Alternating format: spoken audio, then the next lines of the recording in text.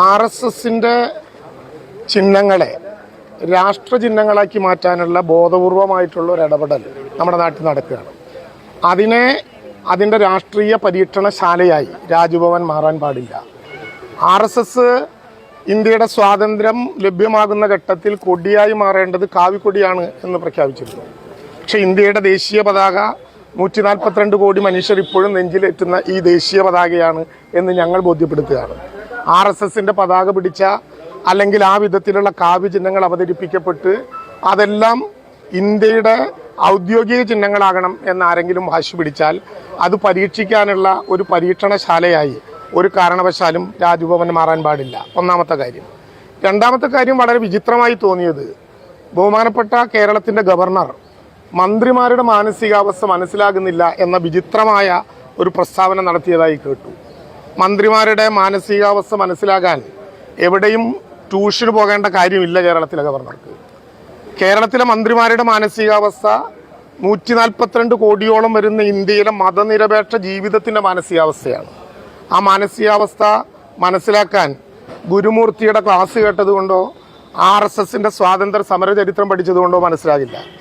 ഭരണഘടന അതുപോലെ കാണാപ്പാഠം പഠിച്ചതുകൊണ്ടും ആകില്ല.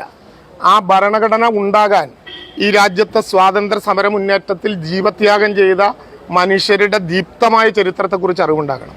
ബഹുമാനപ്പെട്ട കേരളത്തിൻ്റെ ഗവർണറോട് ഞങ്ങൾ എപ്പോഴും പറഞ്ഞൊരു കാര്യം, രാജേന്ദ്ര വിശ്വനാഥ് ആർലേക്കർക്ക് ഏതു ഭാരതാംബയിലും വിശ്വസിക്കാം, തിരികൊളുത്താം. പക്ഷേ ഇന്ത്യയുടെ ഗവർണറായിരിക്കുന്ന കേരളത്തിൻ്റെ ഗവർണറായിരിക്കുന്ന ആർലേക്കർക്ക് ഇന്ത്യയുടെ ഭരണഘടനയും ഇന്ത്യയുടെ വ്യവസ്ഥാപിതമായിട്ടുള്ള ചിന്തകളും മാത്രമേ ഉയർത്തിപ്പിടിക്കാൻ പറ്റൂ. അതിലാണ് ഞങ്ങളുടെ അഭിപ്രായ വ്യത്യാസം.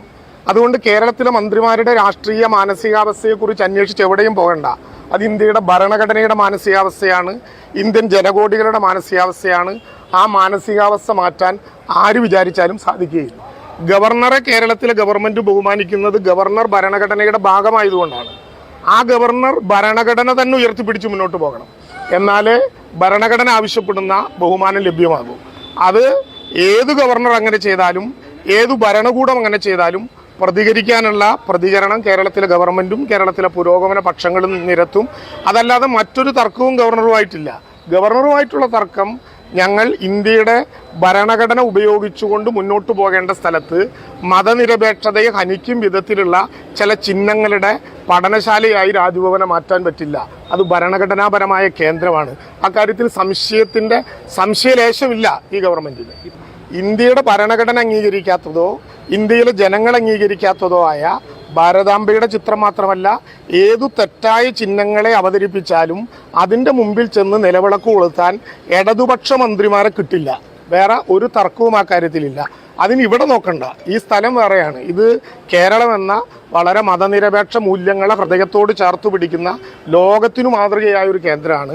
അത് അദ്ദേഹത്തിന് അറിയുമായിരിക്കും. ആ നിലവാരത്തിൽ അദ്ദേഹം തുടർന്ന് പെരുമാറും എന്നാണ് ഞങ്ങൾ പ്രതീക്ഷിക്കുന്നത്.